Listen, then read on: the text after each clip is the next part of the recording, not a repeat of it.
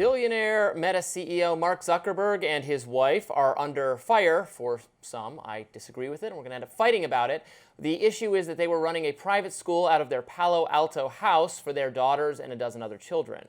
Now get this, they were doing it in violation of city code. Residents in their neighborhood caught wind of the school when they saw families dropping off their children. I think there were 12 of them each morning and picking them up at the end of the day, according to the New York Times. Here's the catch. A school the couple established for low-income families in East Palo Alto announced in the spring that it's shutting down. Social media users are denouncing the couple over the news, saying San Francisco-based reporter Emily Sugarman writes on X, quote, absolutely stunning. At the same time, Mark Zuckerberg and Priscilla Chan pulled funding from a free school for local kids. They were running a private school for their own children out of their house.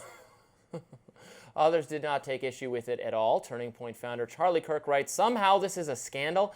Outrageous. Parents have the right to educate their children the way they want. It says everything that California and the New York Times don't like it. Yeah, I could not agree with Charlie Kirk more strongly. What is the controversy here? Well, I think that most people feel uncomfortable with wealthy Americans getting favoritism and different things that they're allowed to do that other people can't. So this is against the code of the city. Oh, so the code. following the laws code is important. No, every time I bring something up, like the other day I said Trump didn't report any of his money that he got as gifts. And you're like, oh, reporting gifts. Like, there are processes that we have in place to have checks and balances that you should follow.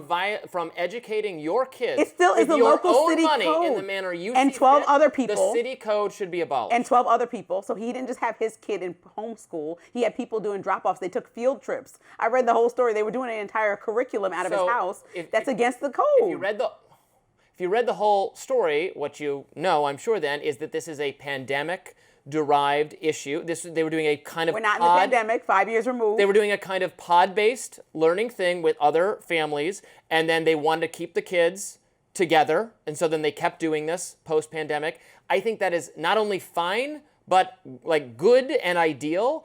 And I'm sorry, they're mad because they shut down some. So they were doing charity for some other school, and then decided they didn't want to do that anymore for we don't know why. Maybe they thought that school wasn't doing a good job. Maybe they're tightening their belts. Whatever, it's their money. There is no obligation for them to pay for some other school, and they have every right to educate their kids on their own property in space.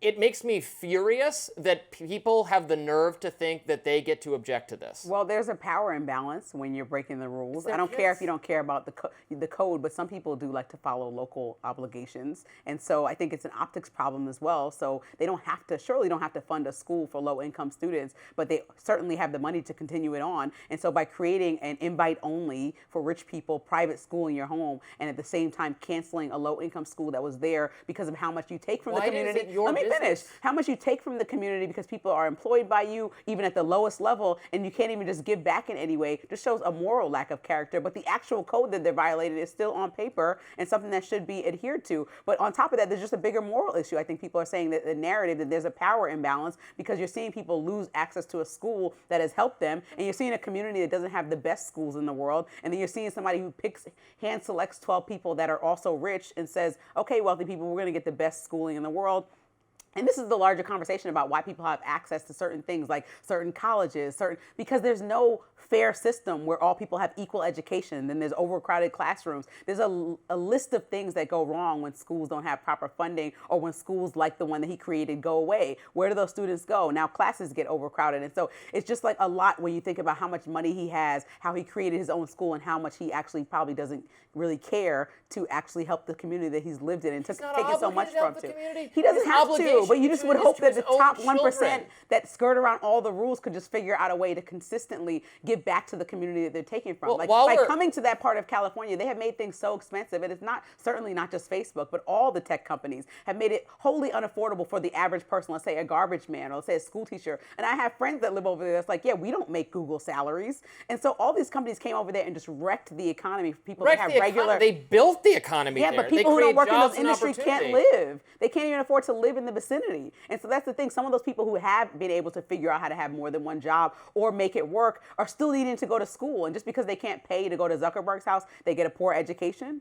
That's the power imbalance that we're talking about. And it's all about money. And so people are frustrated by that. I can't imagine I want to do some moral condemnation of the people. You see someone at, like, mind your own freaking business. Like, oh, they're doing some It's against school the and rules. it's against the rules. Like, what is this snitch culture we live in? Yeah, your neighbor will tell if you put up a gate. Smaller things have been told on for town Well, codes. I hate that. I know that's Just how I have normal an in HOA and neighbors that California. have said, "Oh, she didn't turn on her sprinklers." So I've gotten more for less. This kind of okay, stuff, and I've gotten a well, fine to my I would house be for outraged less. on your behalf. Well, that's what I signed up for This when I kind live of in a rich stuff turns me community. into a Not even a rich, radical but an anarchist. HOA community. I'm saying a class community where there is an HOA. Like he lives in an extremely rich community, so there's rules in place. I would like you can't to do think that. if you tried to start a school and to educate your kids and other kids that want to be educated with your own resources, that a civil liberties-minded organization, and then the city code prevented you,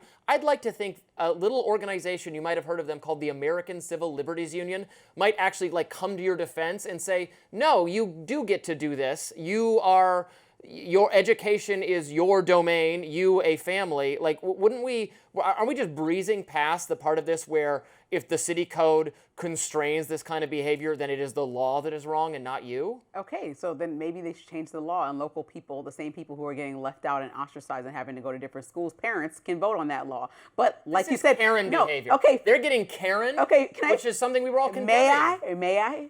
Okay, so I'm really upset about this one. I don't know why you're so riled up. Well, not he you, owns just the in whole general. block. Let's say he owns multiple houses on that block. He's gotten in trouble, and they waived the issues because he moved down to the house next door. So he just keeps moving the school down, and it's like the neighbors, because he's his own neighbor now. So now someone 2 doors or 3 doors or 5 doors, whoever the Karen Good is for him. frustrated because bothering they don't anybody have the else? opportunity to break the rules of the town either, or the ordinance. So they're like, why should he? And it seems like you said, since the pandemic, if this has been going on that long, then he has gotten leniency from local government, obviously, because it's not the first time they've complained. But now that we're down to the wire on it, where now it's national news, well, and then now maybe a change has to happen, and people can't be so frustrated that now he needs to follow the rules. Like, rules are in place. If those kids are terrorizing the neighborhood or something, like teenagers are in my neighborhood, and they were upset about that, then fine, then I'd be with them. If it's bending the rules in a way that's affecting other people, that would be different. Now, if Then there I was would a agree. school There's like no the one evidence that of Zuckerberg funded right in your neighborhood, I bet some of those teens would be there.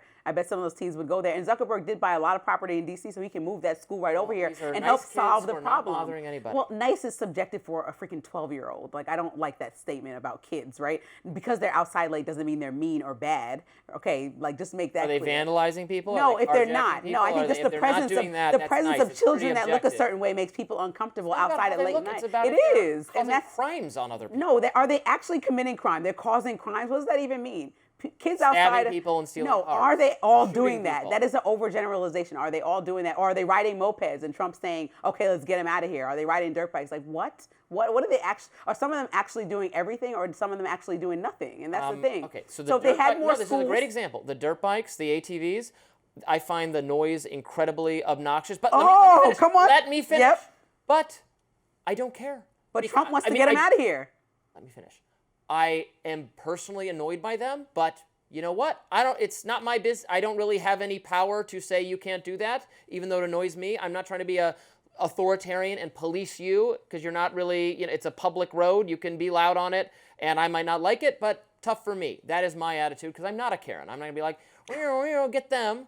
And they are doing this here to people who are not bothering them, who are just trying to educate their own. Also, it speaks to a broader philosophical thing, which is that your kids' education should be your responsibility, not the state's, not your neighbors, not the community. You have say over your family and your kids. And liberals hate that idea, I think, or progressives or something, that kids belong to their families and to themselves and not to the government and not to the community, which is a socialist idea. Yeah, well, And this is what we're trying to defeat. there's community intention to make sure that education and people that have no real autonomy over their lives, like young kids, because they're so small and growing and developing, have access to just fairness. And so when you want kids that are underprivileged to have access to a good education, to me, that's a pillar that may be moral in your mind, but I think is necessary in order to create a America where you can actually achieve the dream. If that's what we're selling, that you can come here and have free enterprise and achieve the dream, you can't if you don't have access to any resources in the same community that rich people do. And so it's like, yes, you should pay for the best education for your kid. So if your kid gets all C's and you can afford to buy them into Harvard, meaning just pay the tuition and they make it in, good for you. Put them into Harvard. But if your kid actually has the opportunity to learn and excels and maybe wasn't the one who had the funding to take extra SAT prep or get all this prep that a rich parent would give you, but if you just gave them access to a decent school, perhaps they would be able to get into Harvard the same way based on merit. And we want to create those opportunities for the everyday American that doesn't have the luxury of being wealthy. And that's what I think is the moral fiber that our country is built on, by even helping people at their lowest moments. Not being a crutch, but just providing some sort of consistency so that we can all start from an equal playing field. That is the American dream to me. How about mind your own business, be grateful when wealthy people fund a school for poor kids for any length of time, and butt out and respect this country's founding principles, which are self-autonomy and civil liberties, and I wish we should be exercised about laws that try to infringe on what people can do when what people are doing is not bothering anyone else.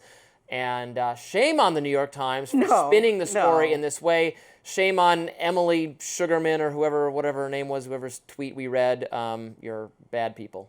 Okay, well, the Trump administration seeks to implement President Trump's vision on Smithsonian museums. We're going to talk about that next. We'll be right back.